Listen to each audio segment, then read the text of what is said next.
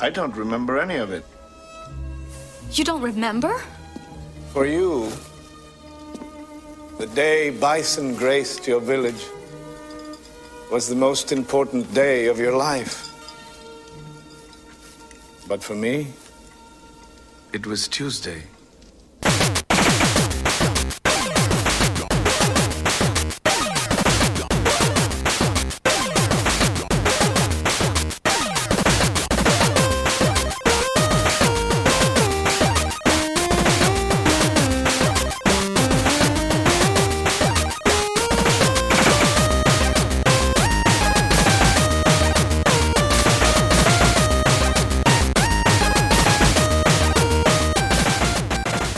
Welcome to the Rated G for Gamers podcast, episode 112.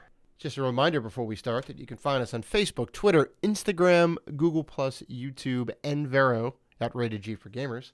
You can always email us at info@ratedgforgamers.com. We appreciate all the love. I'm your host, Dave Rotino.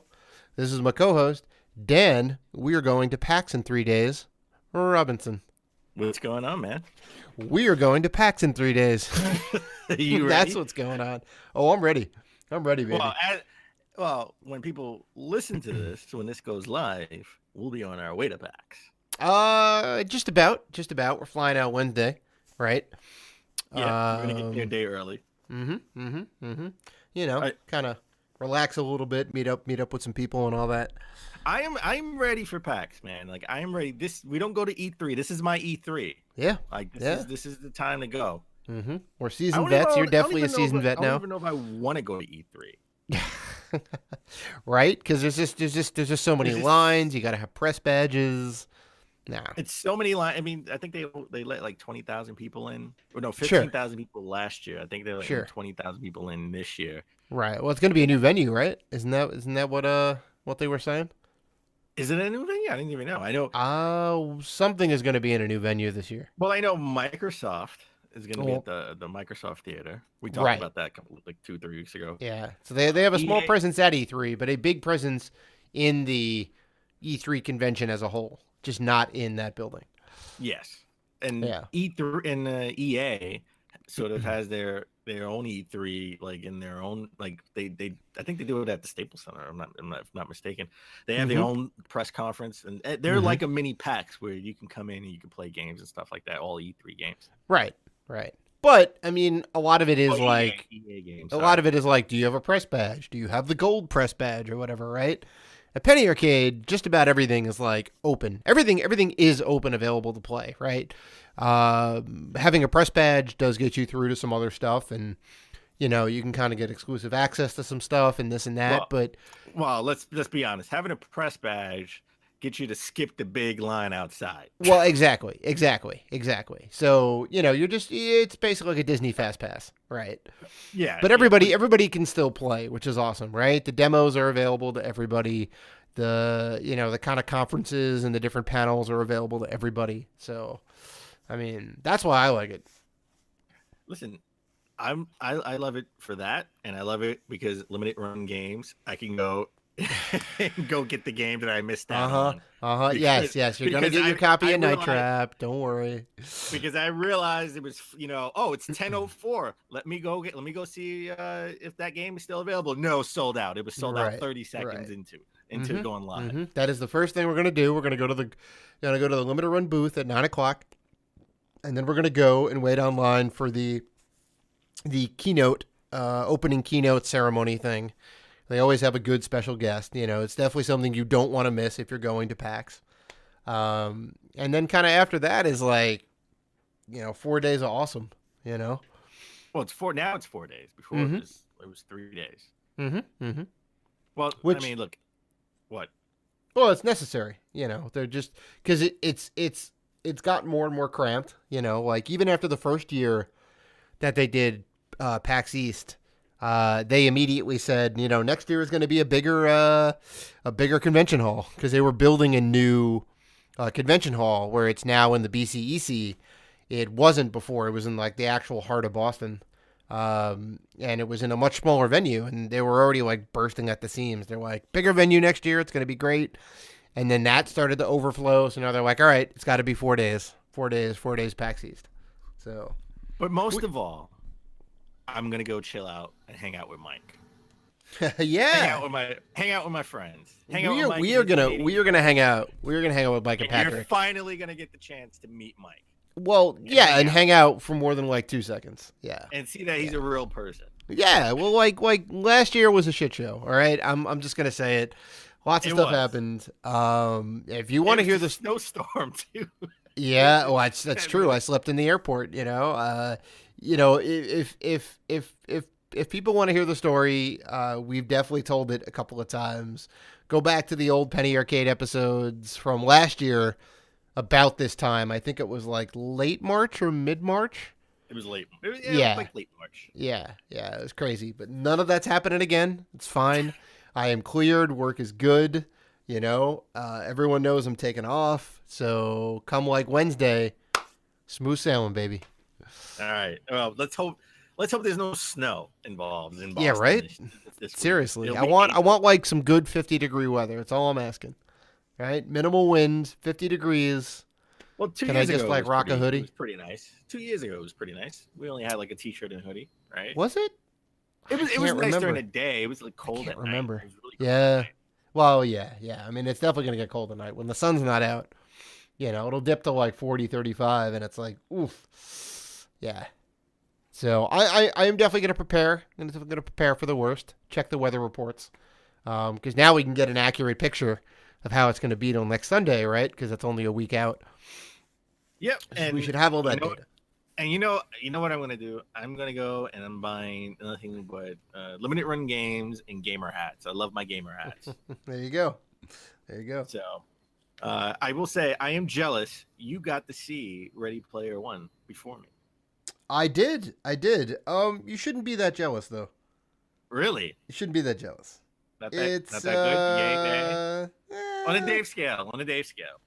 It's kind of like on the low end. Well, all right. So I'm going to go ahead and say this, right? I just finished reading the book, right? I made it a point to finish the damn book before I saw the movie, because I was already in the middle of it, and I had about a week. I'm like, just finish the book, and I did. I sat down and I finished the book. It took some time. It didn't really take that long. So I was all like, I read the whole entire thing, and it was good, and it made a point.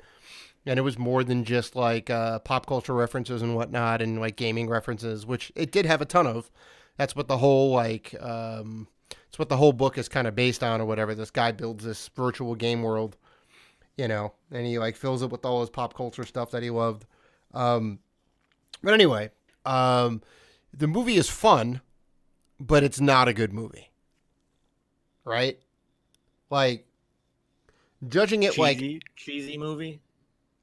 Yeah. I mean, like, the plot's not that crazy. The characters don't really get a lot of development. They severely moved around a lot of the elements in the book. It's weird. Like, they completely reworked certain scenes to be completely different than they are in the book. Like, the whole car race thing that you see in the trailer is not in the book. It's a completely different part in the book. And I understand why they did like some of that stuff. It has to be like no more than 2 hours, right? You can't have a 5-hour epic going through all the exposition of like, here's the stacks and here's how horrible the world is and all this stuff. Like, so you're basically telling me this is going to be a cult classic in 10 years. I mean, maybe. I think it's going to be, if you have any interest in seeing this movie, I would say see it, but don't go in with high expectations. And I think you'll enjoy yourself. I have high expectations. I really am psyched to go see this movie. Well, I mean, it's going to have everything you love in it. I'll say that. So you won't be disappointed there. All right. Don't spoil it for me now. I left out all the major stuff. It's fine. Me and Mike were talking about maybe we should go see it when we're out there in PAX. Oh yeah. You could. So it's enjoyable. You already saw it. Enjoyable. Yeah, I did. So all right, Dave. as we always try to start the show and epically fail, Mm-hmm. and today is no exception. What have you been playing? I mean, why change what isn't broken, right? Or wait, no, it is broken, and we're trying to change it, and we never get to change it. We never get to fix it. Okay, scratch that. PAX and Ready Player One. Scratch that. So I am playing two fantastic games right now. I'm going to wax a little bit on both of these games because they're incredible, and you need to pick them up and play them, most definitely. The Wipeout Omega Collection, which you own and which I own, and everyone's like, yeah, the Wipeout Omega Collection. It came out months ago. But they put out the VR support for the game. There's like a 4 gig download, right? And, Wipeout futuristic racing, right? Little like hover vehicles or whatever. You fly around the track at high speeds. You get all sorts of weapons to like blow up your opponents. It's fantastic. It's the game that was meant for VR, and they did it, and it's amazing. Wait. Wipeout fantastic. in VR? Like, yes. I can imagine like playing Wipeout in VR. Like, don't you want to like just throw up? You're going so fast, and you're like, you would think that. You would think that. Fast. I would think that you would want to throw up if you were. You would think that. You would think that. They actually have 3 different types of modes in VR. So there's like cockpit mode, there's track mode and pilot mode, right? And I think each one follows each particular thing, right? So like the cockpit mode, I think follows the way the cockpit moves. The pilot mode, I think, follows your head tracking, I think. And the track mode follows like the track. I've only done the default, which is the cockpit mode. And I mean, granted I don't get queasy over this stuff, but I was fine. And I was playing it for like hours. Like, yeah, no. I think you'll be okay. They actually managed to make it pretty good. I gotta try that out. I mean, you I do do own it. You do. It's a free download. I played through all the games on the collection. Didn't I liked Wipeout. Yeah. It was okay. It's even better in VR. It's incredible because they modeled the whole interior of the cockpit too, right? It's not just like, oh, you can see out the visor. You see like the windscreen, right? The whole windshield over the top. All of the buttons are like modeled, right? All the little flips and dials and things. And there's like the little thruster control on the front, and then there's like a shifter on the side, and like all the interior is all like mapped out. You see your legs on the character, right? Most games don't even model the legs. This game modeled the legs. It's crazy. You look down, you see your body like sitting inside the cockpit. Oh my god, it's incredible. Now what was that game? What was that game that was like on their demo disc when you're like on a skateboard going down the road, where you have to move your head, and you move your head right, you move right and stuff. Is it motion control like that, or are you using a controller? No. You're definitely using the controller. Yeah. Gotcha. Yeah. So it's it's like you're piloting the ship, right? Okay. But yeah, no, I don't think there's any like head track moving and whatnot. That would be crazy. That'd be a little much. Now, do you feel like you're in Star Fox? Star Fox. It does have that feel for sure. It does have that feel, right? Which you just mentioning that now, like I want like a VR Star Fox game, because of how good they did Wipeout. Like it wouldn't be that hard to envision a Star Fox game in that same kind of style. Just like not having the track as your ballast or whatever. This is what Star Fox Wii U should have been, right? Like, I wish with the motion controls and everything. Right.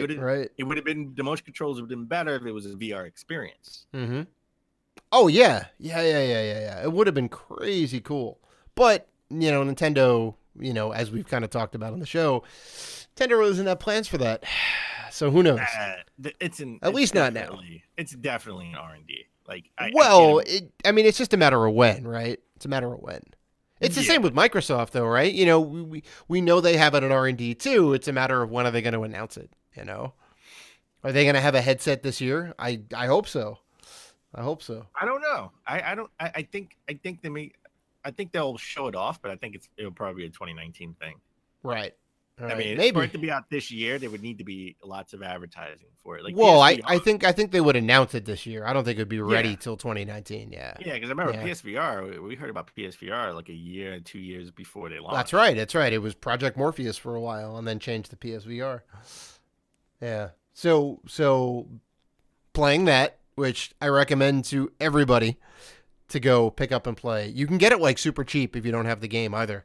It's great even if you don't have VR, but the VR is like a whole nother thing, which is great. And then on the go, I've been playing Overcooked on the Switch, which That came out on the Switch. yeah, it did. I didn't even notice that. They have a physical special edition out for the Switch now. Oh. And it's great. You're just like a cook in a kitchen, right? And you have to make the meals. You have to prep the meals. You have to cook the meals. You have to put the meals out. You have to do the dishes when they come back from the tables. Listen, Overcooked. I'm just gonna tell you right now, Overcooked. That'll test your friendship, okay, or your relationship with Yeah, someone. that's right. That's right. Okay. Yeah, 'cause you can get- I want you to play this with your lady. Okay. we Give have. her a We have. Joy-Con. We You have. Okay, because this. See, the think of it is, I'm like super patient, right?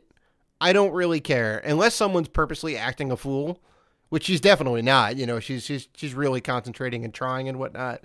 Yeah. And everybody that I play with will try and play the game. If somebody's not performing up to par, up to where they should be, if they're like just messing up and whatnot, I'm fine with that. As long as it's not deliberate, I'm okay. It's like water down the back. Listen, I played Overcooked. I let it go. I played Overcooked with somebody over the summer, and it tested our friendship. Oh my god. Okay. You're like, this thing's on fire. Come on, we gotta get these dishes out. What are you doing? I was like, what are you doing? Listen, Uh-huh. I'm working fast to get this out quick. Okay. Right. At least you could do is work at the same speed. You're That's right. slow. Okay. That's right. I got to do both our jobs. I hear you. I hear you. This is- Mentally, and internally that can be happening, but I won't say that. This is why I didn't play Taco Master with that person. Okay, because we would lose at making tacos together. Uh-huh. Oh, that's funny. So, Yeah. Nah. all So right, that's it. Yeah, I've been playing those two, And you need to be playing the Wipeout collection, most definitely. all right. Well, I'll add that to the docket. And I got a lot of stuff I'm trying to play. I beat. Well, first of all, I loved Batman: The Telltale Game, TT game. Right. Season 2. All right. I played the last episode with the Joker, Hey, fantastic. and I gotta say, you gotta get this game. You got to I'm telling you, you should actually get season 1 and 2 and play Right. through them all. How you sort of been playing? Because the Joker. Listen, there's no real spoilers in this. The Joker is really not the Joker. This is like Telltale's take on the Joker. Like he's manifesting into it, right? And you're guiding him through you're guiding him as sort of his friend-ish or friend of me or however you want to play it. And I love about this is in the last episode, he now is the Joker. And if you've sort of been like on his bad side the whole time, he becomes the Joker, the villain. Oh, Right. All right. But if you has sort of treated him like a friend, right, and have kept him at bay and kept him calm and stuff, he becomes sort of like Joker, the wannabe superhero, right? Who obviously, spoilers, doesn't say superhero. But I thought that was super interesting because I was like, he's so weird, and I feel so bad because I've been keeping him sort of as a friend the whole time. Right? So I thought that was great. Now I want to play it again. I want to restart my save. I want to play it again and just be really mad, just be really mean to him because I want to see I want to see the criminal Joker. Right. You want to see him become the thing that we all know. Yeah. Yes. And see what their interpretation of that is. Right. Because right now he, when I was playing and I beat it, he was sort of, again, the anti-hero, like sort of wanting to be a hero and trying to live up to, the name of, of being Batman's sidekick. sort of thing, and Right. just falling short of it because his natural ability is a criminal. Huh. Because he's crazy. Bro, yeah, of course. It's criminally insane. Yes. Huh. Interesting. So I've been playing that on Xbox One. Also on Xbox One, playing Sea of Thieves. And I gotta tell you, I've played, I would say, maybe an hour. Mm-hmm. It's the most boring game I've ever played. Yeah, right? You think like being a pirate would be fun. It's this game is not fun. I'm sorry. This I've never, even when I bought games and didn't play them, like Prey, like I barely played Prey. I played like the first, I played like 2-3 hours, right? Mm-hmm. And I paid full price for that game, and I sort of accidentally I pre-ordered it and forgot to cancel my pre-order. Never once said I wasted $60. Uh-huh. Right. I kind of wasted $60. Oh, geez. That's upsetting. This is one of those games where if you have a Games Pass for an Xbox, okay. All right. But well, sure. Yeah. I spent $60 on this and I'm bored. I don't want to go. Even when I played No Man's Sky, another boring game in a different way, it sort of was, I had a way to go back in, right? I can go back in and mine minerals and I was trying to get off this damn planet. I still didn't get the supplies to get off this planet. Yeah. I think I'm the only one stuck on the planet, on the original planet. I don't think I got off the original planet either, honestly. I didn't really put that much time into it, but at least there was something to do. Right. Not You're saying lot, this is even worse than that. This is even worse because oh my god, I'm playing by myself. I mean, my ship sunk like 3 or 4 times. You know how hard it is to sort of try to get the water out the ship and patch the hull at the same time? It's virtually impossible. Yeah, okay? Yeah. So you're saying it's a team game, and then on top of that, it is definitely a team game, right? Like you have the compass, and you need somebody looking at the map because it doesn't really tell you where to go. You have to follow the compass, so it's hard to do it by yourself. Okay, mm-hmm. I was swimming. Listen, the water, gorgeous in this game, amazing. Sure. Looks good. Yeah. I sailed to an island. The island, nothing on it. I'm just hanging around. I haven't even met the skeleton guys. I haven't had any combat. I'm just bored out of my mind by myself. Sure. Well, I mean, I heard one thing I heard is that like there's a big boss called like the Kraken or whatever, right? With the tentacles and all that and this and that. I heard that they haven't even rendered the rest of the the rest of the octopus type thing that should be under the water. They didn't even bother rendering. It's just the tentacles. Yeah, it's like come on, you can't be that lazy. There's really no leveling up either. Like there's no level system other than sort of like Pirate Legend, and to grind to get that is like I think there's only one pirate. I think only one person, a streamer on Twitch, made it to Pirate Legend. That's because people were helping him out because his audience was helping him out because they wanted to see him achieve that goal. Right. So, unless you buy the game, I can't see myself going back to it. I didn't even encounter anybody in the game. Like I know there are like 2 million people, concurrent players in the game or something. Yada yada. That's pretty big, yeah. I haven't seen anybody, and I'm sure that's by design. Sort of, you want to get a random occurrence. You don't want people bumping into each other. You want them, because it's really an experience. I can see me, you, Mike, and maybe Mike's friend playing a game and setting sail and exploring and having fun because it's sort of we're making our own adventure. Yeah. And then if we randomly encounter somebody while we're sailing. It's that tense moment of finally seeing somebody. And right. Are we going to fight? Right. It's a fight or flight. Yeah. Yeah. So, No Man's Sky at least had me come back a couple of times. Right. This, I have no reason to go back. I literally love my Sea of Thieves controller. And that's it. Well, at least you got something good out of it. That's it. I love my controller. It's the best. It's the best consolation I can give you. Okay. Also, I've been playing Knack, and I know I complained about knack and save states. Yeah, you did, but you're powering through. But I'm trying to power through because it's like playing an old school game, right? Where Right. save Yeah, states suck, or it doesn't save, or non-existent, right? Yeah. So I'm at a point to where like I know I got to hit one more checkpoint and I lost, and I just didn't feel like doing it all over again.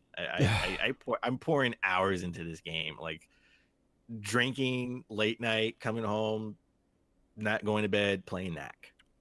Game out of all the games I'm playing drunk or intoxicated, I'm playing knack. Question is, are you making progress? I am making progress, and the story's not that bad. Well, there you go. I kind of dig the story. There you go. Yeah. I really want to power through it, just for the story, because I want to play knack 2, which is, Right. I heard. I mean, it can't be that long of a game. It was an indie game, you know. Well, no, it wasn't indie games. First party. Well, right, but it wasn't like a It was a launch game for the PS4. I'm saying it wasn't like a 50-hour epic or whatever, right? You know, it's probably like 5 to 10 hours, right? Yeah, I'm sure it's like between like maybe 6, 7, 8 hours. Yeah. And also, I've been playing Star Wars Battlefront 2. Yes, I bought the game. Listen, you can't see me right now. You can't see me right now, but I'm shaking my head. Okay, I'm shaking my head, John Cena. Okay, John Cena. I'm shaking my head. You can't see me. You can't see me, but I'm shaking my head. I bought. Listen, it's $20. Listen, I fought the good fight. I protested with everybody. No, we won. Okay, everything is free. There's a big patch in the game that I'm not downloading. You know why I'm not downloading that patch? Because I don't care about the multiplayer. I'm not shaking my head over that, though. I'm not shaking my head over that. Okay, why are you shaking? The single player campaign, whatever they have in there, is very paltry. Okay, first, it's a little slim. You haven't played it. I read the reviews. You read the reviews, but you haven't played it yourself. I didn't have any interest to like based on the fact that the single player was weak and that they were like basically ripping people off in the multiplayer. I was like, nope, I'm out. Well, I'm gonna surprise you.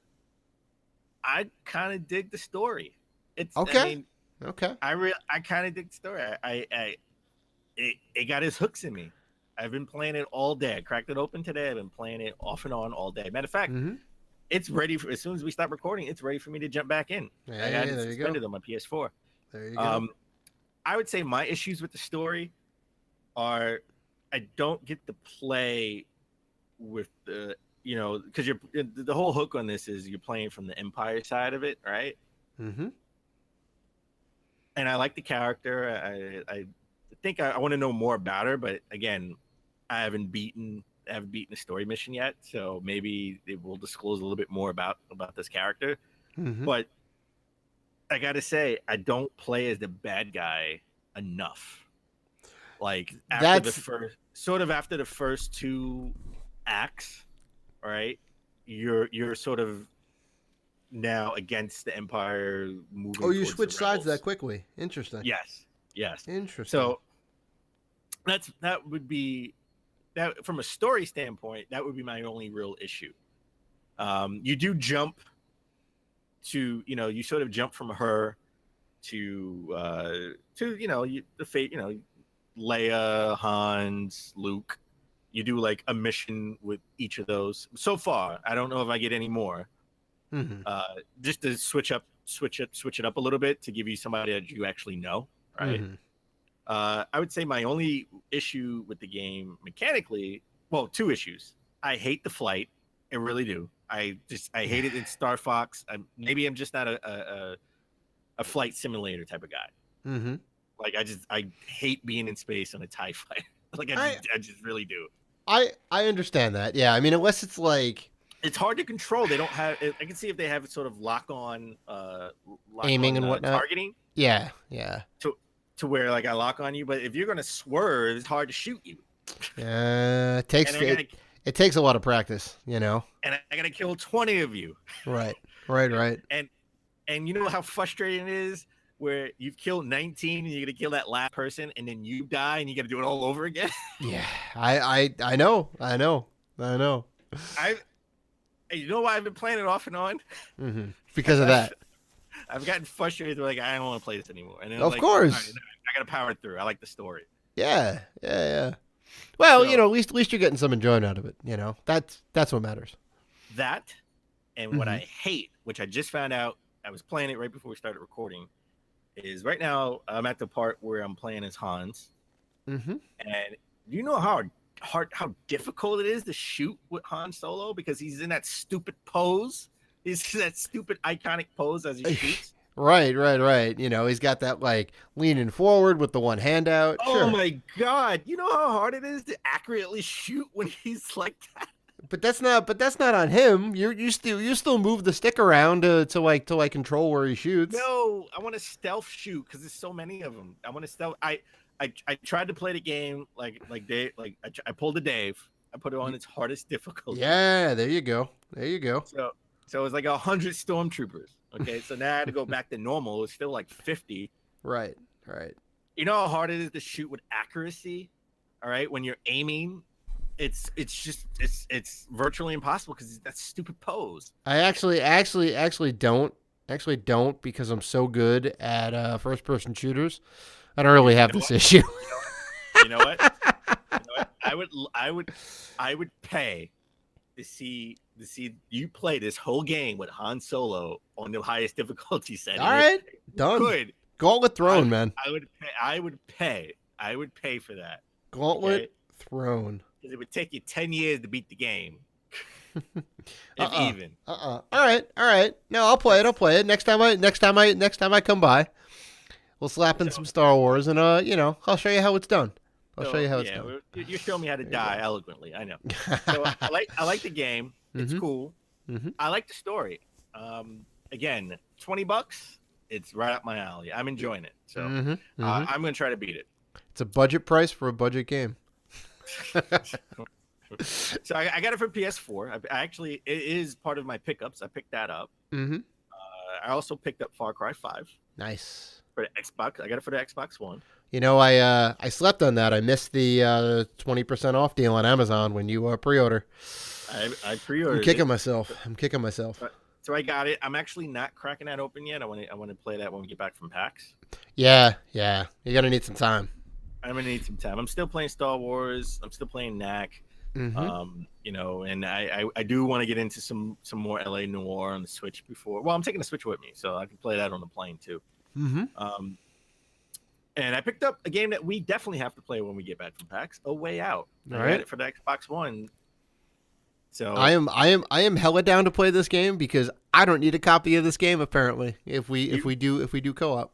You do not need a copy of this game, and we already know which characters we're going to pick. All right, I'm all about the running gun. I'll be the stealth guy. The stealth guy. It's perfect. It's perfect. It's not like I don't want to buy this game. It's just it's a budget title, $30. Sure. I mean, I'm definitely going to get the game because I'm super hyped about it. I like the studio. I like the lead guy. He's very energetic. His last game, Brothers, was great. Joseph Fares, I think. Yes. Who also he's very passionate and doesn't like the Grammy and the Oscars. He doesn't like the Oscars. Yeah. He's also the main character too, or one of the main characters. I'm pretty sure he did the mocap for like one of the guys because it looks just like him. And he's a film director. Right? Yeah. He's a filmmaker. Yeah. He's making a video game and he's very passionate about it. And that's awesome. It's crazy. It's crazy. So this usually I have the crazy big pickups, the crazy stories. I got this week you got. I'm taking the crown. I'm taking the crown this week. This week. You got the big adventure pickups. What's up? This is the story. This is the story for all the haters out there. For all the people who were like, "Oh, there's no stuff in my neighborhood anymore. Oh, you can't retro collect anymore. You can't find anything for a good price anymore." No. No, you can. You can. Eventually, if you put in the work, you will find something good. Yes, and I did. I found something this week.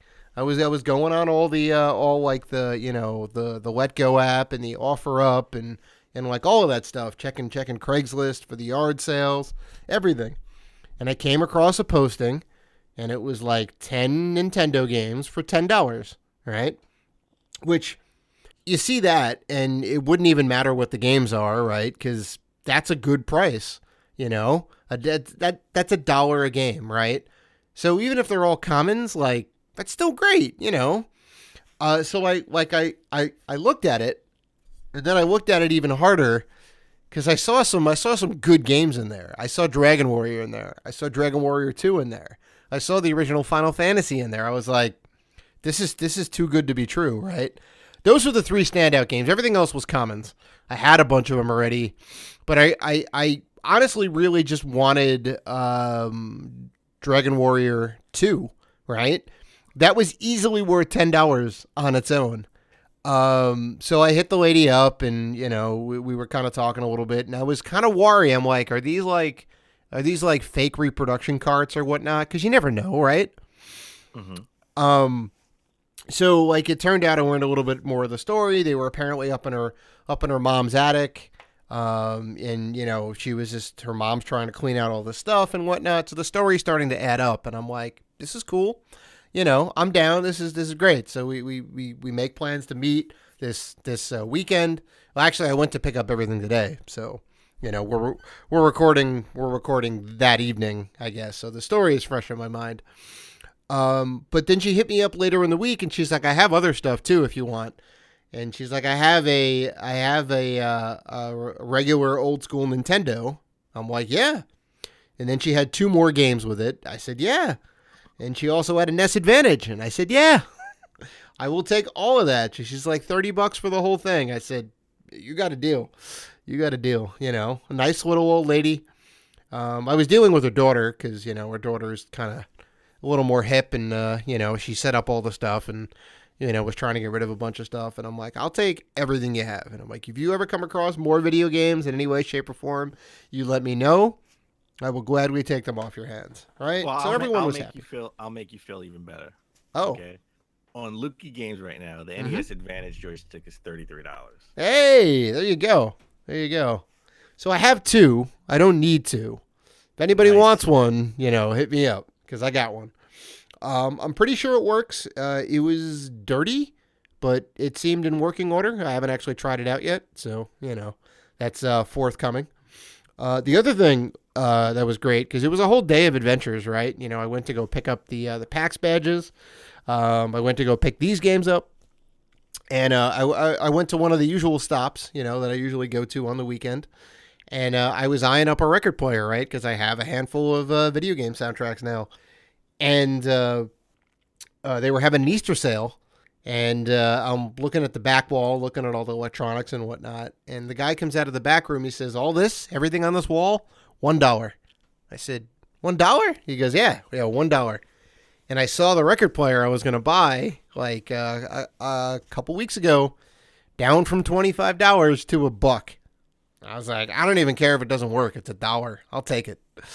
Nice. I'll take it. So here you go. I got $1 record player and well more than $30 worth of Nintendo paraphernalia. So I'm feeling good, man. I'm feeling good. I know that was an awesome pickup. Yeah. I mean, Blades of Steel and that the Advantage controller, right? That alone, awesome. But I know to you, the Final Fantasy games. I mean, yeah. I mean, now I actually have 2 copies. I have a seal. I have not a seal, but I have an inbox copy and I have a loose copy. So nice. Now I can just jam on the loose copy and not have to ruin the box trying to open up the CIB one. Nice. Okay. Mm-hmm. All right. So why don't we take a break? And when we come back, we're getting the top 10 gaming news of last week. And in our convo of the week, IGN dropped their top 100 games. We discuss.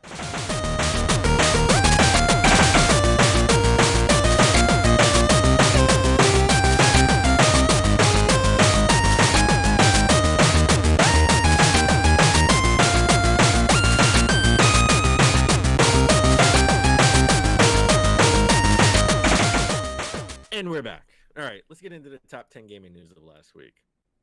Now, you know how I hate to be trolled on social media, okay? But I saw this, and I was like, we got to talk about this, because I like Donkey Kong. I really like the Donkey Kong Country series. I like Tropical Freeze. Right? Games are great, man. Games are great. I played it on the Wii U, and I'm going to buy it. I will buy this game again on the Switch when it comes out next month. Mm-hmm. But Nintendo of Italy is sort of trolling us on their Instagram account teasing. I'd call it a tease more than a troll. Okay, you call it tease, I call it troll, potato. Okay, they're distinctly different in my mind, but I call it both the same. All right, just announce it. Okay, just wait for E3. Don't. Oh, come on, we wouldn't have anything to talk about otherwise. So it's sort of like a Donkey Kong figure with 3 bananas, with 2. Well, it's actually 1 banana and 2 like banana skins. Mm-hmm. And I guess the translation is translated. There's no 2 without 3. Right. Now, what could that mean? A little bit of speculation here. See, it's interesting because there were 3 Donkey Kong Country games. All of these Donkey Kong Country games got released on the Virtual Console. So I don't know. Well, Tropical Freeze 2 without 3 mean? Like, I mean, if it was like you can't have 4 without 3, right? Then maybe could we get like a Donkey Kong Country game with the actual number 4 on the title, right? Because maybe after that hasn't been an actual 4. Like right. It's all just been Donkey Kong Country and then whatever the subtitle is of the game. Yeah, Tropical Freeze, or I think there was another one too. I forget. Well, there's one for the Wii, and one for the Wii U. That's right. Maybe because we're getting Tropical Freeze, that we will get a 3rd playable character as like an added bonus. Could this be another port? Are they porting Donkey Kong Country 3? Maybe. No, I mean, and then why would you just do 3 without the whole trilogy? Well, exactly, which is like kind of weird. I don't know. Is this is definitely all speculation, and we probably won't know until E3. I think you're right. Well, okay, we'll probably see some announcement about it. Well, we had the Donkey Kong game for the Wii. We had Tropical Freeze for the Wii U, and we're getting a port of Tropical Freeze for the Switch. Could this be the actual 3rd entry? Right? That could be too. There may be a new Donkey Kong Country game. Well, it can't come out this year though, right? It's too soon if we're getting a port of a game. Well, again, this is the tease. They may just have a teaser trailer. Well, here's the thing. Like, it's either going to be a country style 2D game or a non-country style full-blown 3D game. Well, sorry, it was Donkey Kong Country Returns on the Wii. Right, that's it. Yeah. Yeah, and then it was Tropical Freeze on the Wii U. Could this be in that same vein, the third one, right? That would kind of make sense. The second trilogy, I guess, right? The first trilogy on Super Nintendo, and then the second trilogy on Wii U, and then the Switch. It's a possibility, We'll see. We're going to keep tabs on this because we are definitely Donkey Kong fans through and through. Well, Donkey Kong Country Returns was a really good game. Tropical Freeze, hard as balls. But solid. Hard. But solid. It is. And that's why I binged it and quit and never played it again. Yeah. So that's why I want to get it on the Switch so I can actually play it again. Right. And probably rage quit. The same. Probably rage quit. All right, let's stick with Nintendo switching games that may be coming, may or may not be coming. So Nintendo actually filed a trademark for a few names, but one name that came up that everyone's talking about is Wario Land. So, like, I love the Wario Land series on the Game Boy, the Game Boy Color. Yeah, they're solid. I got a copy of Wario Land 3. From my old coworker, and I blasted through that whole entire game. Like, I legit, as soon as I got that game, I'm like, I'm gonna try this game out, and it was fantastic. The game was great. And could we getting Wario Land 4 potentially? Right? We get anything from Wario at this point, honestly. Or is this a port? A port of what though? No, I don't think we're dealing with a port again. Well, I mean, porting all 3. Right. That's like virtual console stuff though, Like, the games aren't that meaty. I don't think that we could just get a port and have them charge like $30 for it, or $20 or whatever it is. Maybe. How about a remake? Or maybe a new game. I don't know. Because I mean, if they're filing it, okay. Well, let me ask you this: would they need to file a trademark for a remaster or a remake or a port? I would assume so. Okay. I mean, it's because it's on a different system and all that. And okay, I see. So it could be. I feel like I feel like it's going to be a bigger game than just a port. Well, there are a number of things that can happen, right? We're already getting a remaster of Luigi's Mansion, right? So for the 3DS, could this be another game in that vein? Could we get like a Wario Land remaster, right, or remake for the 3DS, or a new Wario Land game for the 3DS, or maybe mobile, right? I mean, they're making this big push and putting out IP in mobile. They could be revitalizing the Wario Land series. That's an interesting idea. We haven't heard anything from them in terms of what their new mobile stuff is going to be. We know Mario Kart is next on the docket. Maybe they got something else lined up for next year too. Well, and they did say they were going to be resurrecting old IP, right? We just don't know for what. I mean, could they again? They could put out a Wario. They could sort of bring back Wario 1, 2, and 3, Wario Land, right, and do like a sort of like a remaster or remake for the 3DS. It's sort of like maybe it's like a package deal, yeah. Yeah, and then maybe do a new Wario Land for the Switch next year. It's interesting. Well, we don't really know what's coming out this year, right? Right. There's already been speculation that like Metroid is not this year, right? Because on Nintendo they had coming 2018, right, and they removed that, so that could be so it's not coming 2018. Well, here's the thing: Pokemon is still slated for 2018, even though we haven't seen anything. Right. Well, here's the thing: like we're we talked about it at the top of the show. We're gonna be at Penny Arcade. They do drop news, and they do announce things at the Penny Arcade Expo. If not there, definitely E3, which is maybe like 2 months after that. So we won't have to wait too long for all this stuff to get panned out. I don't know if they're gonna do. I don't think they're gonna do a direct in between now and E3. So didn't they do it? No, they did a direct before E3 last year, like a direct mini.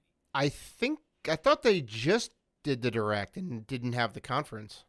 No, right? Well, it was like a direct and I mean, they never have a conference. They have sort of a Nintendo Direct in lieu of a conference. Right. But before that, we had the big direct. I think we had a direct mini because that's maybe that's when we heard about Pokken Tournament DX and stuff like that, right? Right. Okay, yeah. So maybe prior to E3, right? Like a week before. So maybe we'll hear something about that too. I think E3 should be just honestly keep that for the Switch, right? If you have 3DS games coming out, maybe keep that for the after show, the Treehouse Live, right? Or maybe do a mini direct before. Yeah, I mean, I'm still, it's not like we're saying we're not going to buy games for the 3DS, or like the 3DS is old news, but Luigi's Mansion, and right? Exactly. So it's still good. We still rock it. We still play it, but the headline grabbers are going to be what's coming out for the Switch. So Right. Speaking of headline grabbers. Let's get into headline grammars. Headline grammars. Okay. Let's get into our lead story. Switches are breaking. Oh boy. Yep. Now, Nintendo put out that was it 5.0 update, right? A couple of weeks, like 2 weeks ago. And somehow, some way, if you've been using a third-party dock for your Switch, it's been bricking the system completely. The Nycos and the Insignias, I think, specifically that are noted in this article, but I think just about all third-party docks are at a risk of bricking your system at this point. Well, the issue, and the issue is before I say anything, everyone keeps talking about these third-party docks that like are better than the Nintendo Switch dock. I was always hesitant to buy it, because I just for this reason I was like, I don't want anything messing up this Switch. Right. It's sold out everywhere for the most part, right? Mhm. Even though you can, if you look, you can probably find it. I mean, every time I go to the Nintendo store, I see a few, right? They have it in stock. Not a lot. Oh, They the don't keep official it. doc, you mean? Yeah. Okay. Well, no, I'm talking about the actual system. Oh, I right, don't right, want right. anything breaking my system because it's hard to buy. It's hard to buy the Switch. Yeah, yeah. Well, also there goes all your saves too. And there goes all my saves. Oh, that's out the window, which sucks. Which I gotta say, September when we get this online service, it better be some cloud saves. I mean, it has to be. Of course. I mean, like they can do it now without an update. Just be allowed to move your saves to your SD card, right? That's all it is. That's all it should be. I know, but they want to make it a big thing. Look, when they actually come out and say that at E3, it's gonna be like, oh, look, in September you'll be able to save your saves on the cloud or on your Oh, people are gonna go nuts over it, and people are gonna go nuts, right? So it should be table put it out stakes now. When if you drop that at the end of the E3, if you drop that at the E3 Direct, that's sort of like dropping mic. Everybody's gonna go crazy. Like, yes, oh well, sure. Thank God. I mean, like, yeah, but everyone's like, they want to make it a big thing. Well, sure, but I mean, it's it's more like finally I can do that as opposed to wow, this is an amazing feature, Because PlayStation has it, Xbox has it. Well, you drop that in the middle of a great E3 Direct with new games coming out, games coming out this year, games to look forward to next year, and online service is worthwhile. Then, oh, guess what? Saves, mic drop. Yeah. But all right, so people, the Switches have been bricking. I've been fearful of this, and honestly, I don't think I like the dock. I got to be honest. Like, I have no problem with the Nintendo official dock. The OG one, yeah, it's fine. I mean, although it can warp your system. Even that one has issues, because it gets way too hot. Yeah. If you leave it in, I mean, I play it mostly docked, and as soon as I'm done playing, I take it out the dock. And you take it out of the dock. Outside. Right. Well, I mean, it's honestly only an issue when you use it when it's docked, because that's when the that's when the game heats up and everything's running at full blast. So, yeah, I don't know, but I mean, you haven't had it warp, have you? I've never. It's warped a little. It has warped a little bit because I play so much Switch on the dock. Yeah. Well, they're definitely gonna have a V2 coming up. At some point, if not announced this year, then definitely next year they'll have a V2, and that'll probably fix some of the issues. So, I mean, there's a lot of explanations why it's been bricking systems, but Nintendo is under. Listen, they don't have to make sure third-party peripherals work with their system, because I mean, their official statement is people should buy their dock, the official dock made for the system. It's a little expensive. It's a lot expensive. At $90, I mean. Well, it's down. I think it's down to 70 now. Right. That's a little better. 70, which is still too expensive. This dock should be no more than $30. Right. It's just a pass through. Yeah. That's all it is. And the issue is, the biggest issue is, parents who don't know any better, see a dock for $90, $70, and they see another dock for $20, $30. They're going to go with the cheaper version, right? So they can buy kids more games. Right. Well, I mean, it has to pass some regulations, right? It's not Nintendo's seal of quality necessarily, but they should bring that back. The Nintendo seal of quality can't sell anything for Nintendo without having that seal of quality. Yeah, right. Right. That would be awesome. Right. Well, I mean, then you could kind of feel safe about buying your dock and like whatever else and. Not having it potentially ruin your system. I think like part of the issue is, yes, the connector is standard, like it's USB-C, but it has some weird power requirements to it. It does. It's like USB PD or whatever. Like the spec is a little bit different, even though the connector is very similar to everything else. So I think that's like part of it. And, the docks may just not be, wired correctly necessarily. And then, this new update comes out and maybe it's drawn like more power than it needs to or whatever. And there you go. Tons of issues. I'm not entirely sure about how that all works out, but yeah. Well, Nyko's they haven't made an official statement other than that they're working on the problem. Yep. All right. And Nintendo, They're just like buy official docs. Like and look, I understand they want you to buy their peripherals, right? And that makes sense from a business standpoint. But at the same time, you can't have your consumer base having brick systems. Well, what I want to know is like Nyko says they're aware of the issue and they're working on a fix. What is the fix? Right? Because you can't just download a firmware update for your dock. It doesn't have that. It would have to come from Nintendo. They'd have to make a firmware update if that's the root of the issue. Well, that and they can't fix your brick system. It's done. Well, that too. That too. I mean, they can do preventative measures. Right. If once your dock is done, it's done, and that sucks if you've had like 200 hours into Zelda, or if you collected like 986 moons. You're almost there. I know. It's a nightmare scenario. Nintendo, please get cloud saves. Something.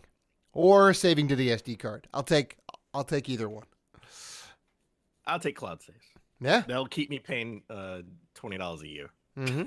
Well, sure. Alone. That keeps me paying $20 a year. Mm-hmm. All right.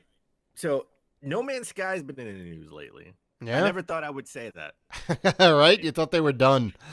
It's been 2 years. And we talked about it earlier when we were talking about Sea of Thieves, where I said No Man's Sky at least had something to do in it. It was just boring, but at least it had something for me to do, unlike Sea of Thieves if you're playing alone. Right. Looks like No Man's Sky. Well, there are a lot of patches on No Man's Sky.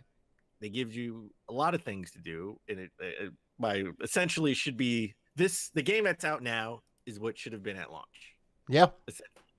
Even though you're not gonna, it's not like Sea of Thieves where you're gonna see other people interact with them. You do see other people sort of, like you see the spirit of them, like you see like a shining ball, and I guess that's another player in a game, but you're not really interacting with them, which is kind of weird, but whatever.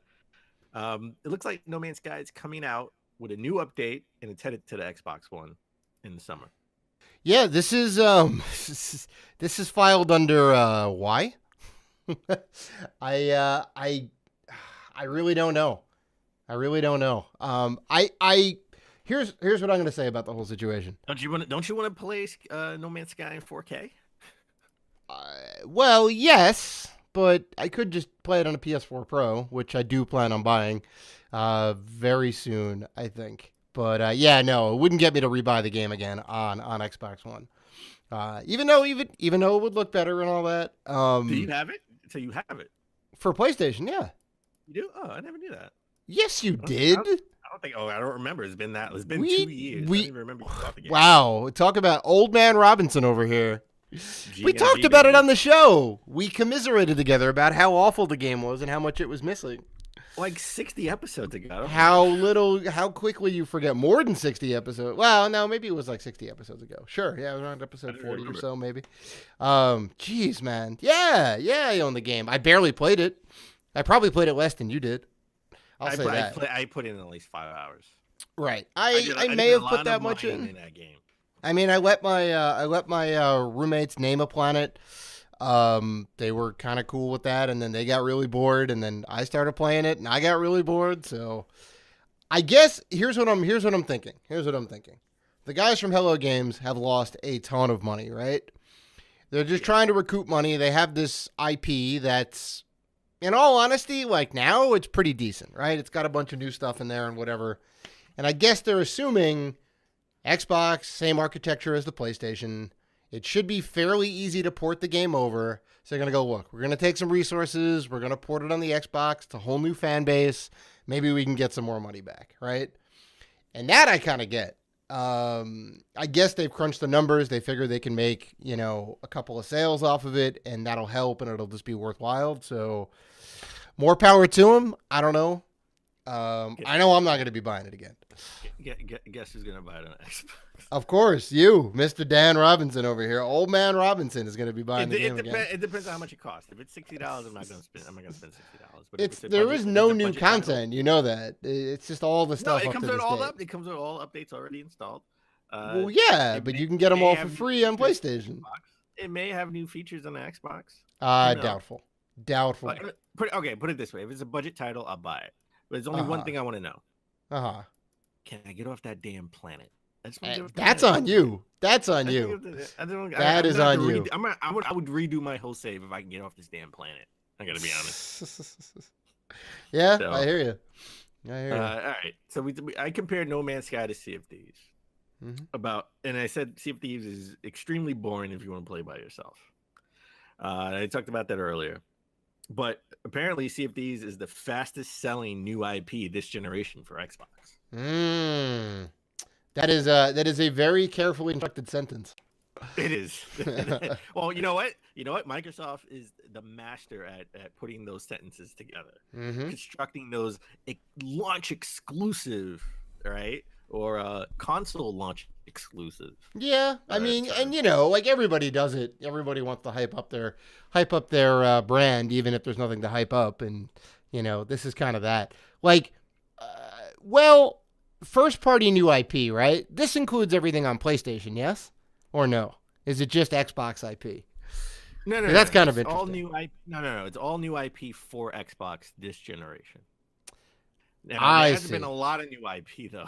There hasn't been a lot of new IP this generation. There has not been a whole lot. I mean, Sunset Overdrive, Titanfall. Help me out. I don't even know what else. Oh, what was the game that I really liked that game? It was like a TV show. TV show in a video game at the same time. TV show and a video. Jackbox? No, it's like a TV show. It had cutscenes. It was like a TV show. It's like a whole Jeopardy? Dude, I really don't know what you're talking about. What are you talking about? You don't know. We talked about this in the show. We talked about this in the show, old man. I don't know what game you're talking about. Quantum Break. It was they made like a TV show for the video game. I'm sorry, I forgot about that game because it was so bland. It was so awesome. Just the end, the boss battle kind of sucked. Say that. No, okay. Really, but everything else was 10 out of 10. Yeah, I'll give it a solid 8. Right. Okay. So I mean, really I enjoyed the TV show style cutscenes. Right. So we can definitely both agree. It's not a lot of competition for Sea of Thieves, so it's not hard to say. It's not a lot of new IP this generation. Right. This has been a generation of ports for both systems. I mean, no. I mean, it's the same to say for Switch. It's the same to say for PlayStation. I mean, Switch has ARMS. That's the only new IP. Everything else is an established franchise or a port, right? PlayStation has Bloodborne and Horizon Zero Dawn, maybe a couple other games. So, and I guess it's something. Those games are fantastic, and they were nominated for Game of the Year every year. Both years. Yeah. They did well. So I mean, I guess this is kind of bittersweet because Sea of Thieves has a ton of problems. I haven't played it personally, but I know you said, you were having a ton of problems trying to connect and whatnot. There's not a lot of content in the game world, not a lot to do. I couldn't play it when I first got it. Right. So I like that. I like that Rare put a new game out and all that, but they got a long road to go, And also, so it's like Sea of Thieves is, I think there's like 2 million players already. Like it's amassed 2 million players. Which is phenomenal and great, and those they can't be people playing by themselves. It's got to be all these people teaming up. Sure, yeah, you got to have a crew. You got to have your pirate crew. Yeah, and again, the 2 million people that includes people who bought the game and people who play on Xbox Game Pass. Right. However, I would say if you have Game Pass, play Sea of Thieves because then it's worth it if you're going to put people together. Sure. Just it's not worth $60. This honestly should have been I understand why they couldn't do it at $60 because they pushed it and hyped it so much. Well, it was supposed to be like you're supposed to be a pirate fantasy, and it's like a half pirate fantasy. It's like Titanfall on the sea. Oof. And now that you can play with your friends, well, listen, Dave. Please, if you're gonna get Games Pass, are you gonna get Games Pass? I don't think I asked you that. I'm not gonna get Games Pass. You're not gonna spend another $10. That's an offense to that's an offense to us as collectors, right? Are you gonna buy Sea of Thieves so we can play together, so I can have a friend to play with? I would definitely love to. You're gonna have to do a little more convincing though, because Mike and Jerry from Penny Arcade were like all about it, and they're like, "Oh, this game is so cool and whatever, and this and that."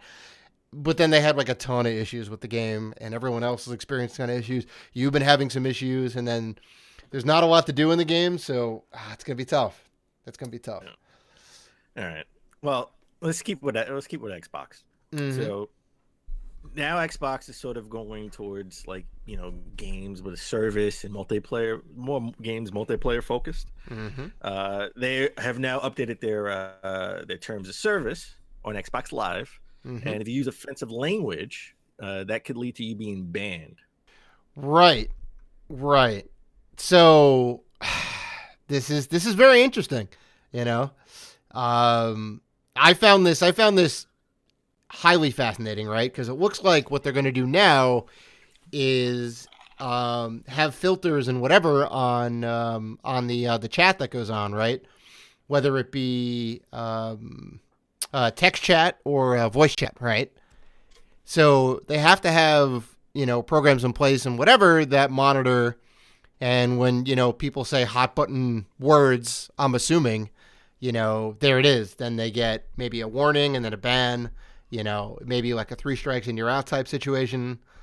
I don't know.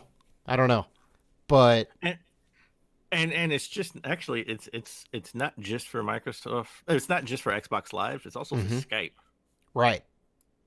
Which is weird because Skype is usually like 1-to-1. I guess you can also do like group calling in there and whatnot. But so here's the thing that I found very interesting about all this. Right. We don't necessarily know all of the details. We don't know what quote unquote offensive language is in their eyes.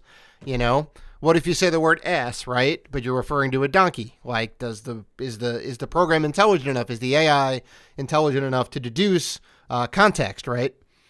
Who knows? What if you're playing with a friend and you guys are, pals and whatnot? You're playing a fighting game or whatever it is in like a private room, and you drop the N-word, or you drop the P word or the F word or the whatever, and you're just kind of back and forth, right?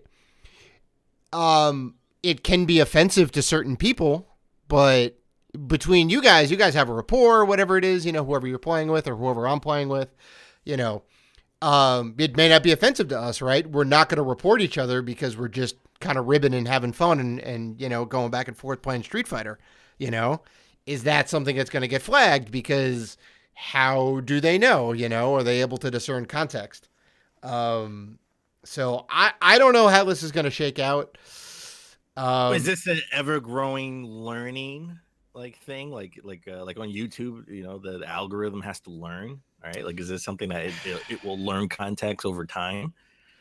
I mean, yeah. I mean, given enough sample data, it can get better and better. As long as the algorithm is solid at the start, everything takes a little bit of time to get into to kind of get settled and into place.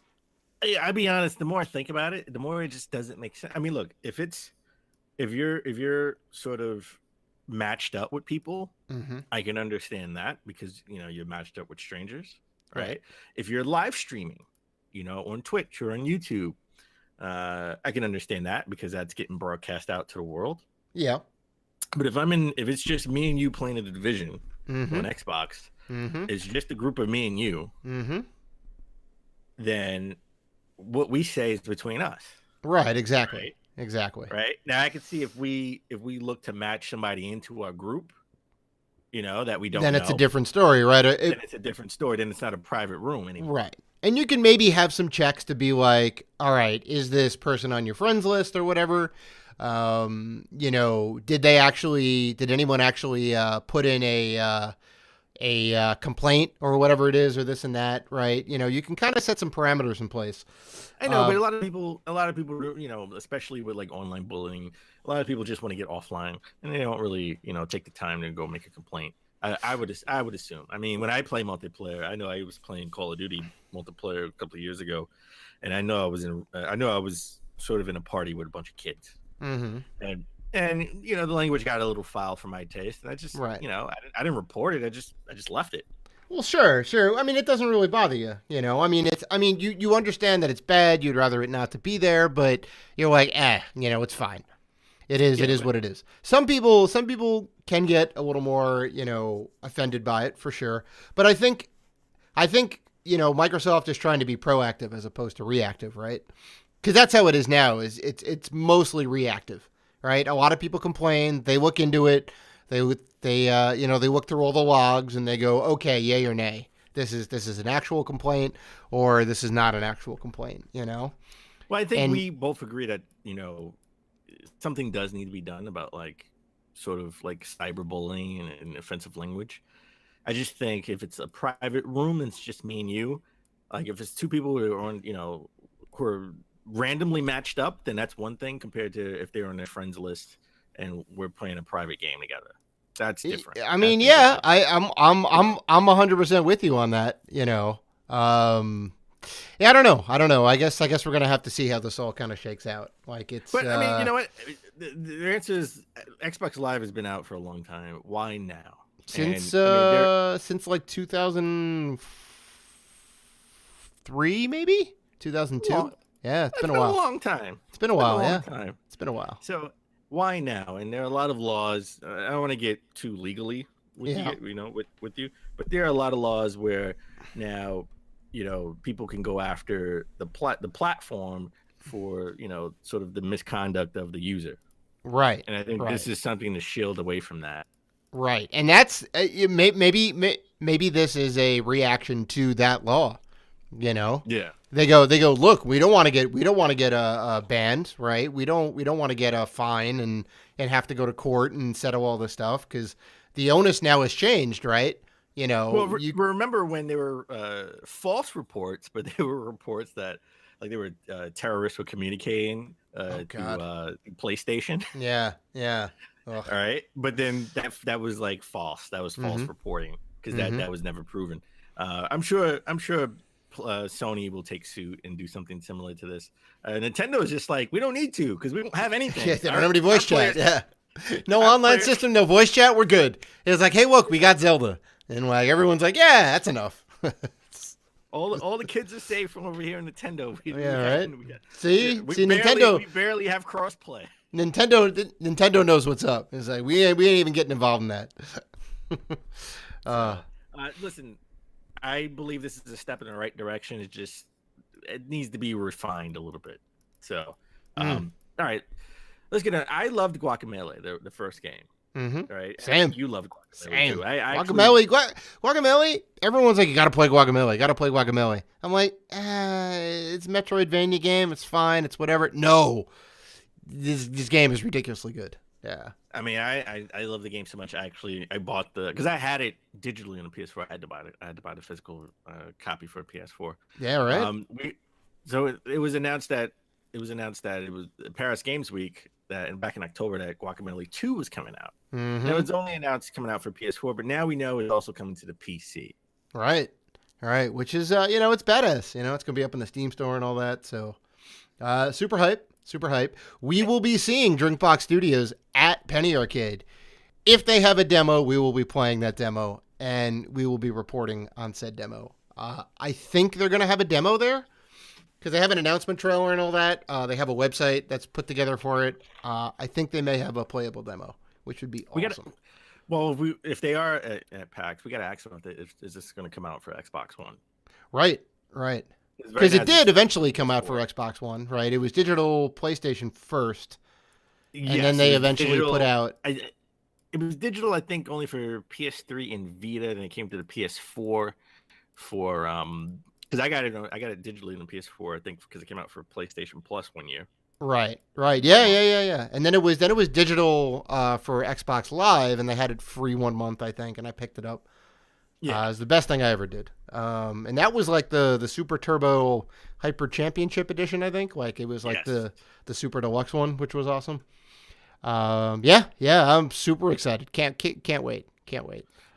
And I know you're also excited for one of your favorite games of last generation, Red Faction.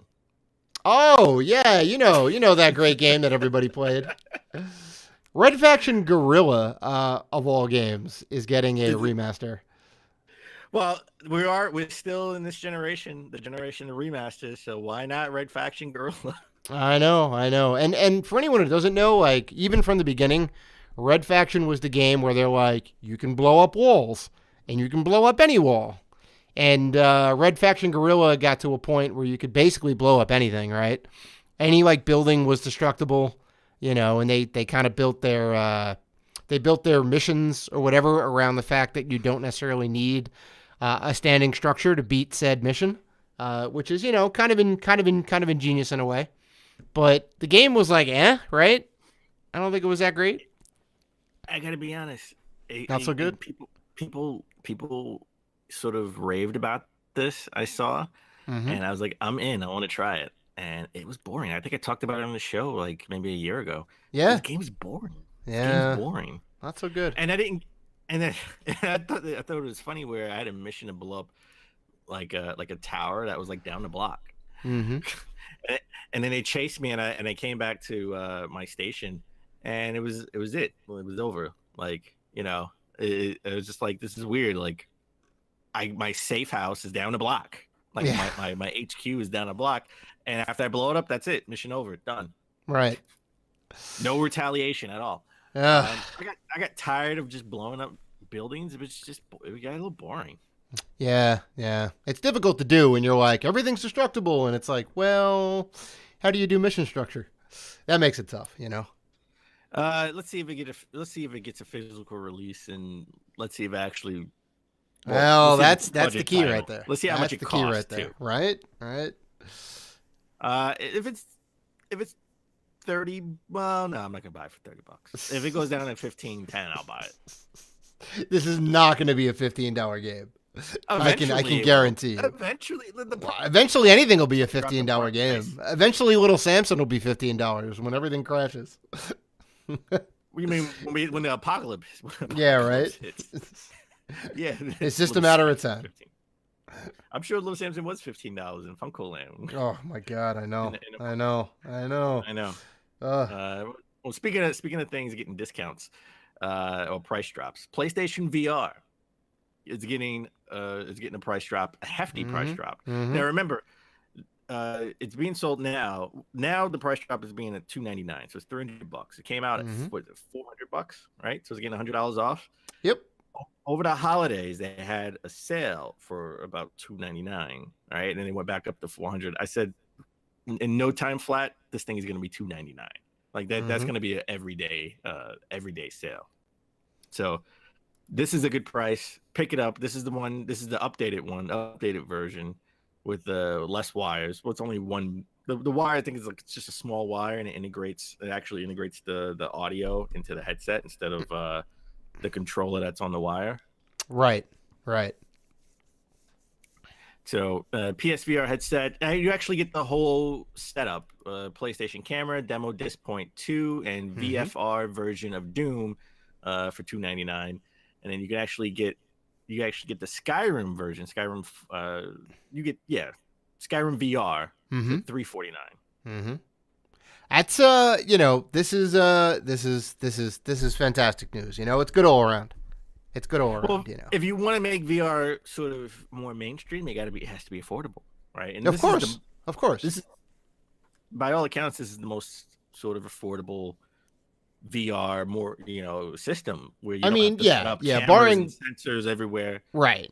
Barring any like cell phone implementation, which arguably, the cell phone outright, if you bought it outright, would be almost like $1,000. If you get a decent cell phone, and then you have to buy the gear, say a Samsung Gear VR, which is $100 or $200, and then you slap that in there, and you can do it that way, but it's not the same. Yeah.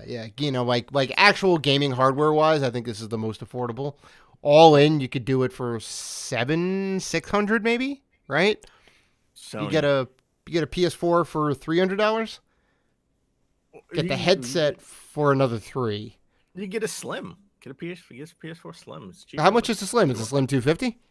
Something like $250. Well, there you go. You can technically be all in for $550, all inclusive, which is interesting. Listen, Sony, please put out free VR game, or at least one free PSVR game for PlayStation Plus. Add Right. that. If you're dropping the free game for Vita and you're dropping the free games for PS3, put in the game for PSVR. Is that gonna get you to dust off the headset? Potentially, yeah. You have a free VR game. You have the Wipeout game. You got to play. I don't know. That may get me sick. Well, you always got to try it. You know, if you get sick, you get sick. I will try it. I was actually going through. I was cleaning up, and I was like, you know, when we get back from PAX, I'm gonna jump back into PSVR. Mm-hmm. It's great, before I dust it off again when I start playing God of War. Unless there's a version in God, unless there's like a VR version of God of War. Maybe they'll have something that would come out. That would be fantastic. I would be all about that. But I mean, like between Wipeout and the Star Trek Bridge Commander game, you were all about fantastic. That game. It's great. I don't even like Star Trek, and I love that game because like it puts you in command of a giant spaceship. You know, it's every like little kid's dream. You know, some games just work really well. They do. All right. Lastly, this is something that I didn't even know was still going on. Still a thing. Lindsay Lohan. Remember that lawsuit that she had against? I do. The one against Rockstar. Grand Theft Auto for like quote unquote using her likeness in GTA 5. Right. There was I didn't think that was her. I thought this was a ridiculous lawsuit. Right. Well, it's even more than just that because I think she the girl who was on the cover and the disc itself is supposed to be Lindsay Lohan. She is a featured character in the game who there is a mission where you have to chase her down and try and get paparazzi pictures, and then she ends up like crashing into a tree.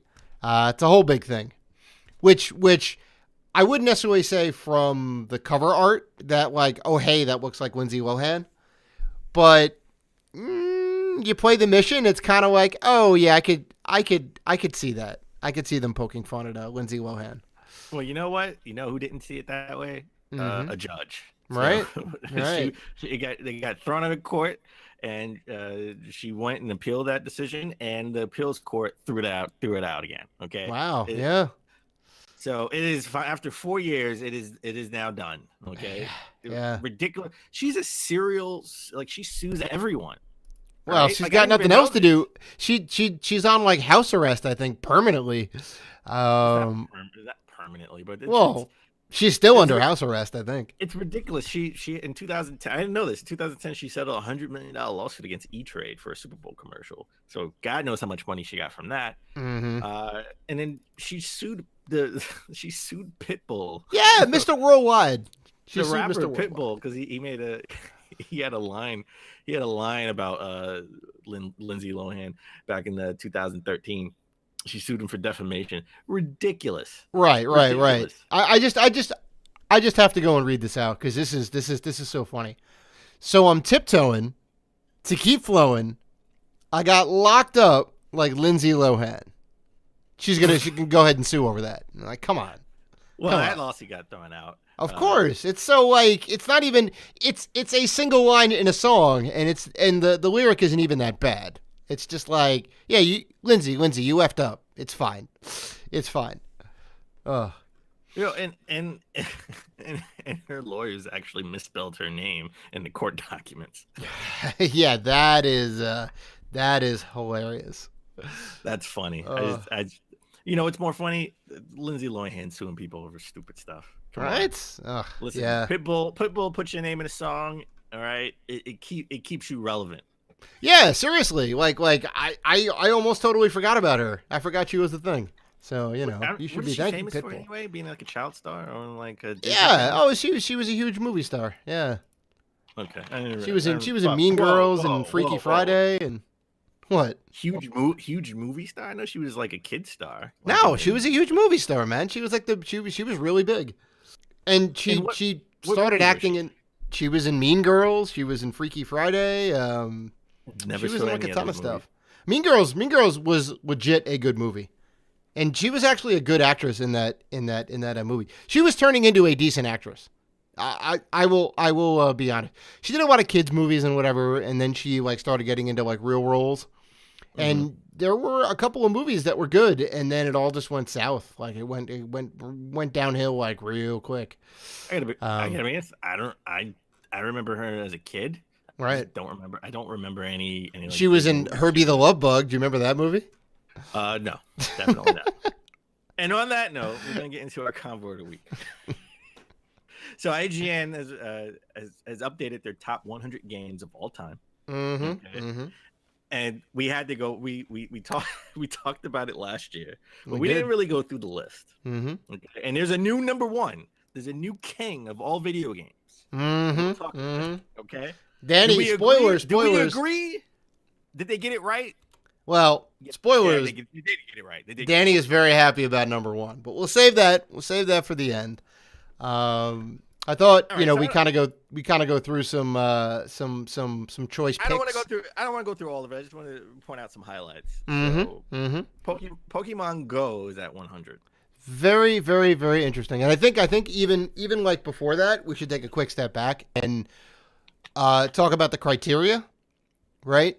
So they basically said that they're basically judging the game when it came out, right? What was the impact that the game had in the games industry when that game came out, right? Not how does that game stack up today? Does it end up holding its weight? Has it like age well or anything? So it's basically any game up until December 31st, 2017 is included on this list. They do PC and console, which is kind of interesting. And as we see with Pokemon Go, they also included mobile on there. They don't include compilations, so there's no Mario All-Stars, there's no Orange Box. And it was, everyone at IGN more or less from their core content team was able to vote and kind of deliberate on that. So I just think it's interesting how they sort of shuffle around every few years. Maybe we didn't talk about it. I didn't think we would talk about this last year. I think it was updated maybe like 2 years ago when we first started the show. I think that's when it came out, and you were very happy about number one, and now I'm very happy about number one. So. Of course. All right, so let's get into it. So Pokemon Go's 100. I mean, this was a phenomenon, right? I mean, my secretary was playing Pokemon Go. Everyone was playing on the way home from work on Friday. Somebody on the train was playing Pokemon Go. I was like, is that Pokemon Go? Is that still a thing? Well, I mean, they have so many more generations of Pokemon to go through, so I played it. I caught Squirtle in my sink, and then you turned the thing on and went to your bathroom to pick up a Pokemon. You barely played it. I played it for a good 30 seconds. 30 seconds. 15 minutes. Doubtful. I played that game outside. I played that game for a good solid almost 2 weeks, and I hated every minute of it. I liked the idea of it. I thought it was great, but their execution, like the app was so buggy. The app was trash, right? And the other thing that really got me, and I know why it's on this list, because you're right, it was like a phenomenon. Everyone was crazy about it, but I just thought it was too much, right? Because now I have to check my Facebook status and my Twitter and check all the notifications. And on top of all that, then now I have to open up the Pokemon Go app, which is already buggy. See if there's any Pokemon in the area, flick the little thing to get the Pokeballs regenerated. If there's a gym nearby, I got to battle somebody. It's like, it was just... You're on an airplane and travel to another country. Yeah, right. To get a specific Pokemon. It was too much. It's too much. Number 99 was a surprise for me. I thought this was like way low. I thought it would have been higher on the list. Final Fantasy VII. Right. Well, I mean, it is the cream of the crop. It's the best of the best here. So I'm not angry. 7 is good. 7's not my favorite Final Fantasy. It is a very good game. Monumental. I mean, it had the record for top selling game of all time for a long while. Up until maybe 10 years ago, I think, maybe even a little later than that.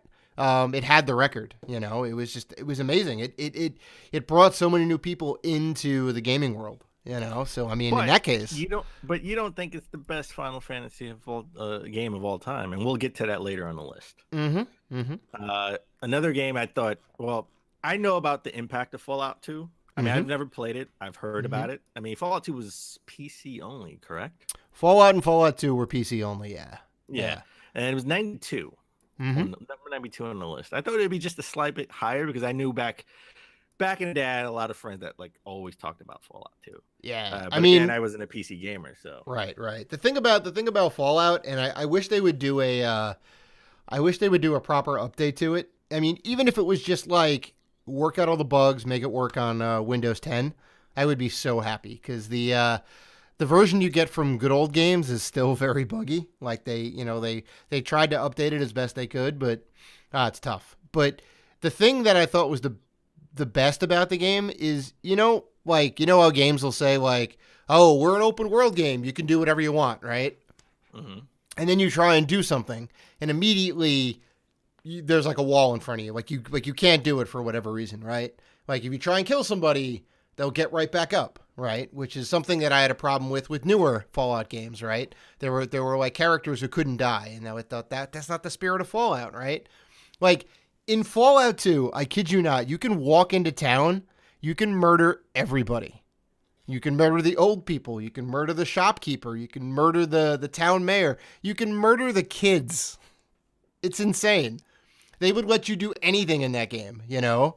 It was literally like freeform open world, and no matter what you did, you could still beat the game, right? You could murder everybody. You could play the game as like a complete pacifist. Like there were so many cool things about it. Oh, I'm sorry. I see you have a passion for Fallout 2. Fallout 2 is like my second favorite game of all time. Spoilers. Wow. Spoilers. Yeah, it's high. It's high. I didn't know it was that high on your list. Wow. Yeah. I mean, it's got a lot of memories, but man, is that game great. Oh. So, all right. Also pretty low on the list. Mega Man 3 at 89. Mm-hmm. Mega Man classic. Some people think Mega Man 2 is better than 3. They are incorrect. Mega Man 3 is a better game because all the weapons are balanced. That's the thing. Mega Man 2, you can beat that game with the Metal Blade. And every character, you can beat Bubble Man with 2 shots of the Metal Blade. It's insane. It's insane. Well, because it's easy, just because Mega Man 3 is a little harder, it doesn't make it better than 2. Because 2 is a little bit easier. Well, but that's like the whole thing about Mega Man, right? You take the one robot's powers and you figure out which other robot is weak against it, right? You know, you basically go right to Metal Man, or you do like Woodman and then you do Metal Man. And then you can beat the rest of the game like super easy. Like I hear what you're saying, but I just think like 3 is structured a little better, personally. Oh, okay. All right. And next we got Contra. Now I love this game. Solid. I would put Contra higher on my list. Like if I was doing a top 100, Contra. I have so many fond memories of Contra. The impact Contra had on my life. I would say that was my first co-op game. Nice. To be honest. Right? Like I would sit there and play with my father and my father's best friend, and my father's best friend sucked, and I always would leave him behind because like you're right. You're dead weight. Got to keep going. You're dead weight, right? Yeah. So, I would say Contra. I would put at least in the 20s to 30s. Right. But Contra is at number 6. 86. Not to mention, it's the one cheat code that everybody knows, right? Oh yeah. Oh, I forgot. Right, up, down, left, right. BA select start for a 2-player 30 lives. Everyone knows it. Yeah. Wow, I remember that. All right. Wow, you took it back. I know, man. All right. Another game that I was shocked that it was so low, but at least it's on the list. Is Super Mario Odyssey. Right. This came in at what, 84? That's insane. Now I want to say that it's so low on the list because it's so new. I think some of these games have had time to breathe. You know what I'm saying? Like it gets better with age, right? Because then you can kind of look back and say like, oh yeah, that game birthed this genre, or so many games take influence from that game, right? And I think maybe because Odyssey is so new, you know, and it's essentially a better version of Mario 64 or Mario Sunshine, I think.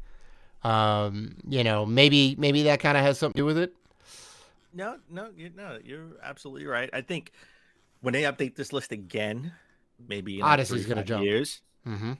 and they have, you know, newer staff that comes in, and and this game is aged a little, you know, like in this game, it's put some time into it. You know, people have fond memories thinking about, oh yeah, Mario Odyssey, I love that game. Right? That it'll definitely be higher on the list. Yeah, I agree. I think out of all the games on this list, I think Mario Odyssey will jump the highest up. I think it would go up until the 30s minimum. Like it'll definitely it'll be guaranteed the next time they update this list, Mario Odyssey is going to be in the 30s. I am 100% with that prediction. 30 or higher. It'll jump the highest. A game that actually was higher on the list before and is jumped down and dropped a little bit. Yeah, it dropped a little bit, and it's because it's aged so poorly, but I have fond memories of it. Yeah, too is GoldenEye 007. Oh my god, this 78. This encompassed my college education. I mean, you know, I think college campuses across the world were playing GoldenEye 4-player on a big projection TV, you know, in like the student lounge. Like, so good. I gotta say, I was the man at GoldenEye. Like I was the man, and it's just I tried playing it maybe a couple of months ago. It's just like I can't play this game. It's so hard now, you know, because everything's so stiff and whatever. But you know, like if you think about it though, like they kept trying to do first person shooters on the console. You know, you had your Duke Nukem's, your Quakes, whatever, your Dooms, and they were all like okay, but the PC version was so much better. And then GoldenEye comes along, and it's like, no, this is how you do it. This is how you do it. You know. I don't know how many hours I put. I think I put like, I must have put like at least 50, 60 hours in the GoldenEye. Oh, and sure. Duke Nukem too. I love Duke Nukem. I beat that game so many times on N64. A game I gotta be honest, I haven't played one game. I haven't played one Rock Band game at all. You're definitely not really a karaoke air guitar kind of guy. No, that's not your jam. I know the impact that Rock Band has had. But it's on the list. It is at 64. Yeah. So surprisingly not a Guitar Hero, but I think Rock Band is a better experience overall. I'll be honest, I have no skin in the game. I've never played Guitar Hero or Rock Band. Sure. I just know Guitar Hero was in the movie. That was it. It was a couple's retreat. Oh, I think so. Yeah. Jeez. Where he had to beat him in Guitar Hero so he could keep like point them in the direction of where the kids are. Oh my God! Wow. The singles island was. That is a deep pull. That is a deep pull. I remember. I loved the movie. Yeah, it was good. It was good. I'll give you that. It was good. I just love that scene.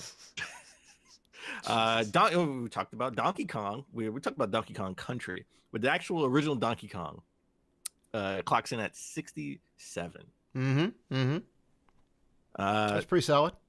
I really love it. Listen, I was a huge Donkey Kong in the arcade. I was in the arcade. That's all I would play is Donkey Kong. Yeah. I mean, it birthed Mario, right? You know, he technically wasn't Mario in that game, but it was Mario. You know. So he was the plumber trying to save Pauline, for sure. Another game that I think it's semi. I'm surprised it's even on the list in this high is Batman Arkham City. Right. At 56, and I'll tell you why I'm surprised. Because whenever I watch IGN shows and listen to their podcasts, people always say they like Arkham Asylum better than City. Now, I disagree with that. I like Arkham City. As do I. Arkham City, I think, is a better version of Asylum, you know? Yes, I agree. But I'm just surprised to see that Batman Arkham City is on this list at 56. It just based on yeah. I'm shocked that I'm just shocked that it's on the list because Arkham Asylum isn't on the list at all. So it's a good pick though. Like it's a great game. I think the battle mechanics are fantastic in that game. You know, Like if you die in that game, it's your own fault. I think. Yes. Right. Everything's just it's so good. Next, I disagree with this. Uncharted 2 Among Thieves is at 53. Right. I love this game. I do, and it should be. Well, Uncharted your favorite series. Uncharted is my favorite series of all time, and I think Uncharted 2 should be on this list. I just think Uncharted 3 was a better game. Right. So, and I think Uncharted 3 should Uncharted 2 should be a little bit lower on the list. Uncharted 3 should be at this spot if I was making this. Resident Evil, though, the original, it's at 44. Yeah.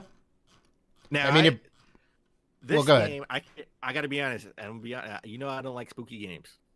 No, this is the pinnacle. This is the spooky game. These are two things I don't like: spooky games.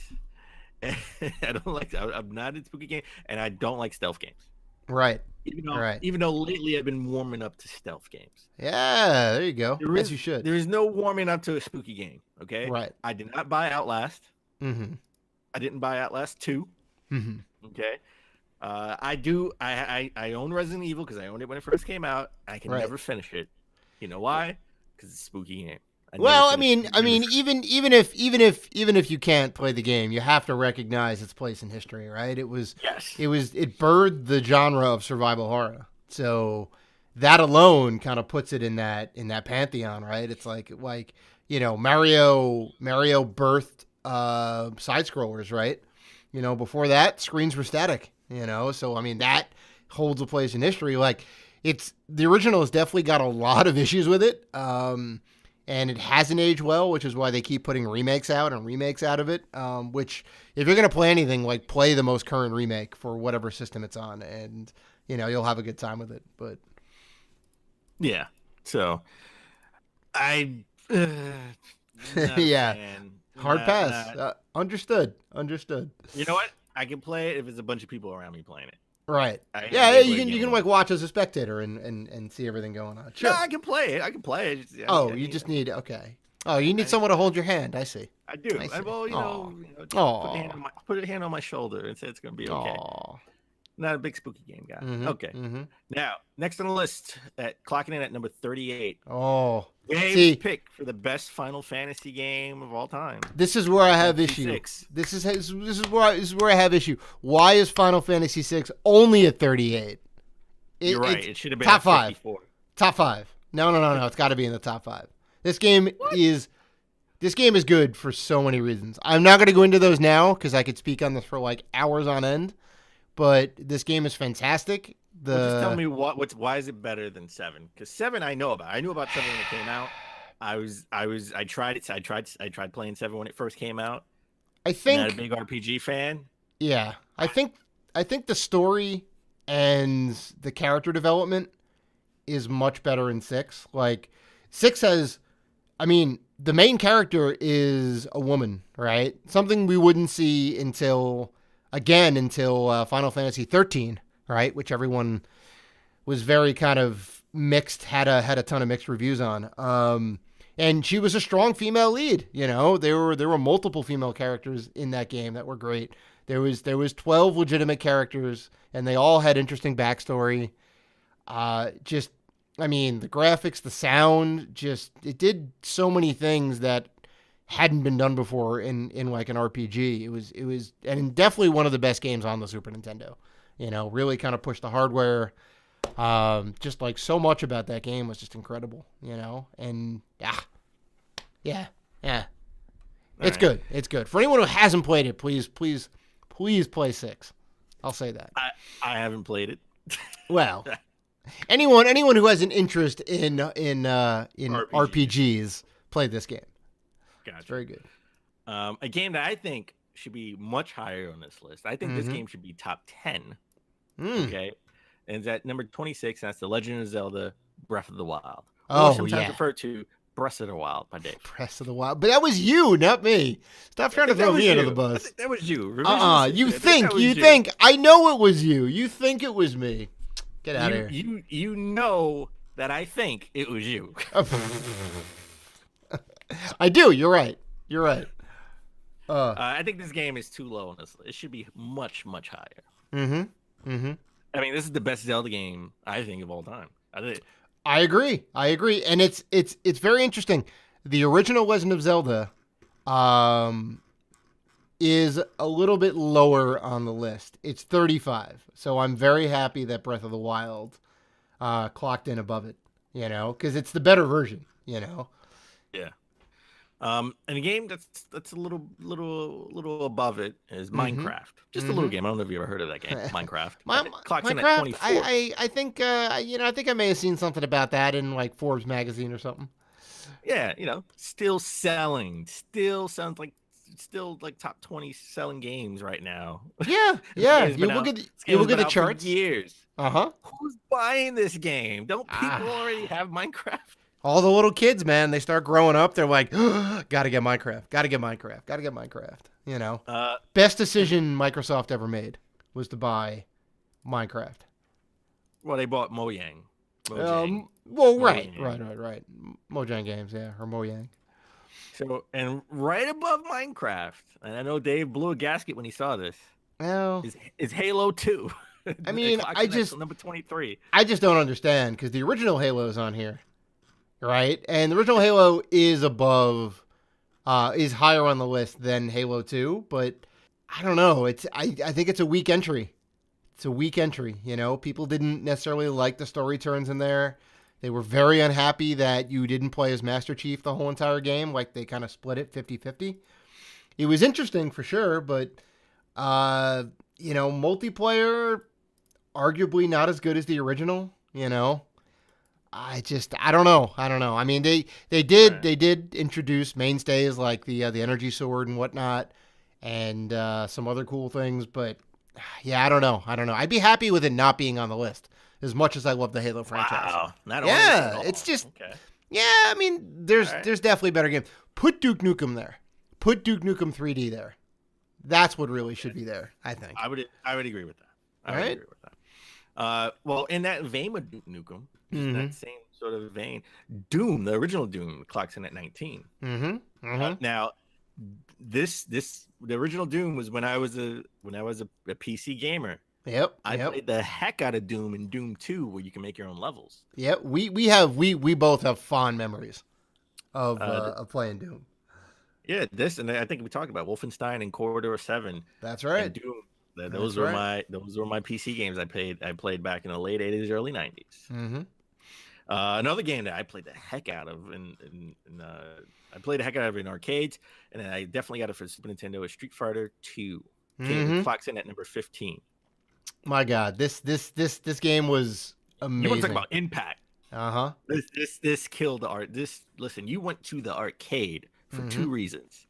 Street Fighter 2 and NBA Jam. That's right. Street Fighter 2 always had the longer line. Right. Everyone's stacking quarters up. Like, I got next. I will say this. There was it's still there. Like Harrah's Casino in Atlantic City, right? My parents used to always take trips down there, and they'd bring me along, right? And Harrah's was the best. We'd always stay at Harrah's. Harrah's had the bomb arcade, right? The kids' arcade. Some casinos didn't even have an arcade, and I was like mind blown. I'm like, how do you not have an arcade? Harrah's was like legit a real-time arcade, and they had Street Fighter 2 hooked up to a big rear projection TV. Like I'm talking like 50 inches. It was incredible. It was a custom setup. Oh, it was the coolest. I would exclusively play that game and waste all of my money on it. Like, it was too good. And again, honestly, I think Street Fighter. Well, first of all, it should have been Super Street Fighter 2 Turbo, in my opinion. But okay, Street Fighter 2 definitely. If you're going to talk about impact, should have been higher in the list. Definitely top 10, in my opinion. I'm okay with this next one, the original Super Mario Brothers, being at 14. I can understand that. And I mean, look, you want to talk about impact. I mean, the original Super Mario Brothers is the reason why everyone wanted to play a NES, a Nintendo Entertainment System. That and Duck Hunt. Right. And like, I know actually, I'm pretty sure IGN may have mentioned this a while ago, or maybe it was EGM. I think it may have been EGM. Had a print article about Mario Brothers. They were doing their top list or whatever, right? And they were kind of noting that it was like the first game that had actual scrolling. It was the like first game where like you would run and jump and all of that. Like things were just like real intuitive. You know, you didn't need a. Yeah, I think it was No, I think it was Game Informer. Oh, it may have been. It may actually have been Game Informer. Yeah, but they were just like they were saying all these things that we take for granted now, and Mario Brothers did that, right? It's a game you could pick up and play without an instruction manual. You didn't like it was just very intuitive, you know. Yeah. So, all right, let's get into the top. Let's get into the top 10 of the list. Mm-hmm. Okay, clocking in at number 10 is the Super Mario 64. Of course. Of course. I mean, this was this is the first sort of entry into like this is 3D done right? Exactly.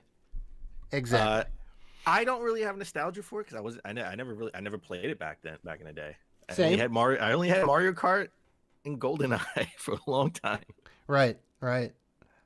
So I only had 2 games, and I never got Super Mario. I never got Super Mario 64, and I think honestly, the reason why I never got Super Mario 64 is because my parents saw how disappointed I was when I got Super Mario RPG. Oh, they're like, no more Mario games. Yeah, they're just like, oh, well, I was like, this is not a Mario game. I don't even know what this is. Right. And I think I've already talked about it, but I think that's why they never bought me Super Mario 64. Oh man. Coming in at number 9, Red Dead Redemption. Yeah, I guess. I guess. You guess. I don't know. I don't really have any fond memories of this. I think there's better open world games that have been done right. You know, I mean, we know GTA is definitely on the list. GTA 5 is. I would slot GTA where Red Dead is. Wow. I don't know. Maybe that's just me. All right, number 8 clocks in at Half-Life 2. Yeah. Half-Life 2, incredible. Better than the first one, surprisingly. You know, sequels usually never as good. Half-Life 2 had a fantastic story, had incredible pacing. Ravenloft, I think it was Ravenloft or Ravenholm, right? In the middle of this like sci-fi dystopian future, kind of like near future, where like everything's being like locked down by this organization and whatnot, and Gordon Freeman is just trying to escape and like kind of like get out. In like the middle of this whole like sci-fi caper type thing, whatever, and all these guards and whatever coming after you, they have a survival horror section in the game, right? You go to this like town called Ravenholm, and you're in the middle of it, and it's just like Resident Evil in the middle of a first-person shooter. It was just incredible the way they did it. And then after that, you go on like a hoverboat or like a fan boat, and you're riding down the river. It introduced physics puzzles. Like no one had ever really seen that before in a first-person shooter. Just crazy. Like the gravity gun alone. Oh my god. Do you think it's too high or too low on the list? I think it's in the perfect spot. I have no complaints about Halo being number 8. Like, yeah, because I mean, you know, you're dealing with heavy hitters at this point. You know, everything is a 10 out of 10. So, and I think you're gonna love number 7, Tetris. Of course, man. I can hear the music playing in my head right now. Tetris, you know, you don't need to say anything about Tetris. Tetris is forever. Tetris is forever. Tetris is a game I think I'll buy on every system. Right. I wish I can get the Genesis version. Oh my god, yeah. Wow, that's a holy grail right there. All right, next. I think this is in a perfect spot for this game. This game is right where it should be. Okay. All right. Super Mario Brothers 3. It dropped from number 1 when the list was made a couple of years ago to number 6. It's right where it should be. No, it's nah. I disagree. All right, it's a great game. I love the game. I got the secret whistles. I beat it by getting the secret whistles and going straight to the end, and I beat it by just hitting I completed the game fully. Like I would go to every stage and beat every stage. I love that game, and it's in the perfect spot, number 6. I disagree. It number one spot right there. Monumental game. I mean, I'm glad it's so high on the list, but nah, they messed up. All right, next on the list, I would have easily swapped out for Breath of the Wild. Agreed. Is The Legend of Zelda a Link to the Past? Great entry. Very, very, very high on the list. I think this game is cool because it cemented a lot of the lore for Legend of Zelda, right? It really kind of fleshed a lot of that stuff out with the 7 sages and all that. And, kind of like a little bit of the backstory of Ganon. A lot of it introduced like so many new items, the like the hook shot, all the different rods that you could get, just the different magic spells and whatnot. So it's good, but I'm with you. I would have put Breath of the Wild at like 5 or 6 maybe. I definitely would have. I would have swapped. I can easily swap Breath of the Wild out for this game. Legend of Zelda: A Link to the Past, aka Legend of Zelda 3. Yep. Remember, I think it was in Nintendo Power. That's right, Zelda 3. Legend of Zelda 3. Next on the list, when we're talking about really heavy hitters, Super Metroid clocks in at number 4. Yeah. Still infinitely playable. You don't even need you never need to remake this game. The controls on point, graphics on point. So good. I would say if you want a fantastic history of that GameSpot has, and they have a history of Metroid, I would say it's a fantastic watch. Go on YouTube and watch it. Oh yeah. Next on the list, number 3, Portal. I gotta say, haven't played this game. Oh my God, you need to. I was just gonna say we need to turn the mics off and you got to go play that game, but we're not done with the list yet. You seriously? All joking aside, I've never played Portal. Play it. It's on. You can get it for every single damn console now. Yeah, you got to play it. The story's crazy.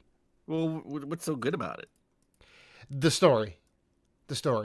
I mean, it's more than the story. Like the actual mechanics and the puzzles are great. But it was kind of a story that was never been done before. Like the way it kind of plays out. It feels like a simple puzzle game based off the Half-Life 2 source engine, but it's so much more than that. Well, Portal 1 is only on PC, right? Because Portal 2 came. No. Portal's on console too, I think. The original Portal, really? I'm pretty sure, yeah. I know Portal 2 is on console. I have right too because that was part of the orange box, which you can get.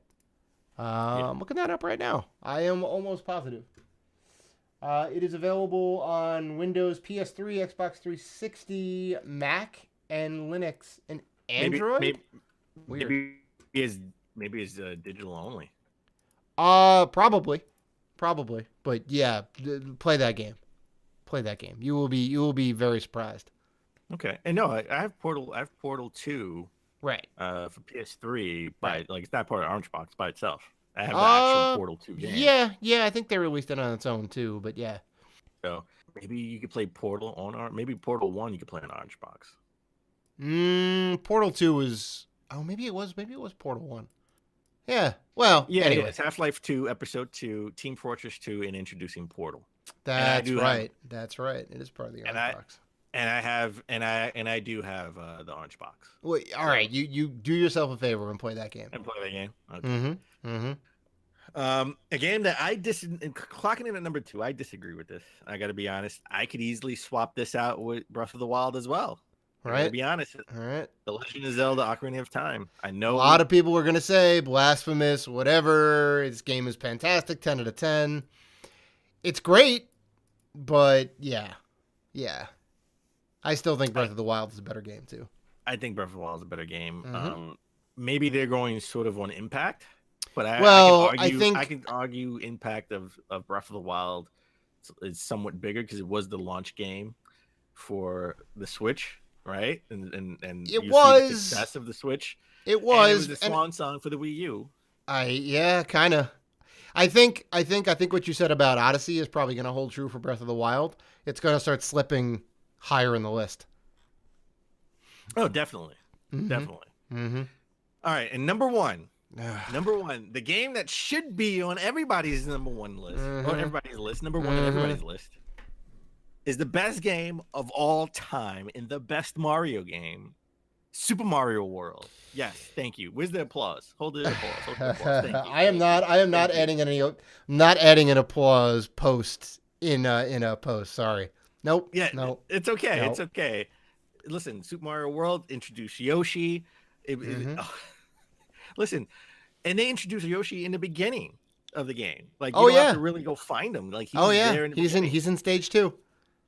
And just trying to, I think this was the first game I've ever 100%ed. Mm-hmm. Like Super you Mario got all Brothers 96. 3, Yep.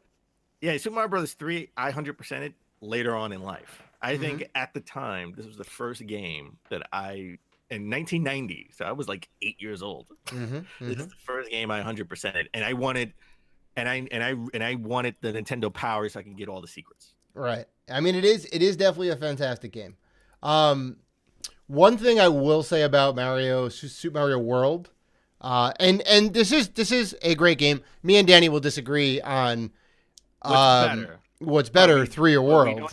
But we don't disagree that both games are amazing and great, right, and deserve to be top 10, top 20 games. Right. Oh, agreed. The one thing I will say about Super Mario World, it's a little too easy. This guy, listen. Granted, you can go. I beat it within a week, man. I beat it quick. Just because certain games are easier doesn't make it inferior. Well, no, but I mean, you want a little bit of a challenge in there, You want to feel like you accomplished something. I accomplished something. I beat this game at 8 years old, and I 100%ed it. Oh, congrats! But no. I mean, we definitely both love this game. Glad to see it so high. I wish 3 was where World is, and World was where 3 was, but Wow. That's all I'm saying. I would put, in all honesty, and we should do a top 10 list of our own. Not top 100, we'll just do the top. We should do a top 10 list at some point. But I would say World number 1, 3 should be number 3. I would put 3. I think 6 is too low for 3, right. Especially if we're going to go for impact. So 3 would, I think 3 would be there for me. Yeah, I mean, overall, I think we're pretty happy with how this list shook out. Feel free to check it out on IGN. Take a look for yourself. Love to hear what your opinions are on the top 100 IGN's list. I mean, it's by no means definitive. It's just IGN's pick, and they have their criteria for it and whatnot. So you're free to disagree, like we did with some of our picks. But yeah. And I think that's going to about wrap it up for episode 112 of Rated G. We want to thank you guys for sticking with us, for listening, and being the great fans that you are. If you want to comment or talk to us, send us an email. You can do all that stuff. We're on Facebook, Twitter, Instagram, Google+, YouTube, and Vero at Rated G for Gamers. And at info@ratedgforgamers.com if you want to email us. So please listen, subscribe. And as always, keep gaming.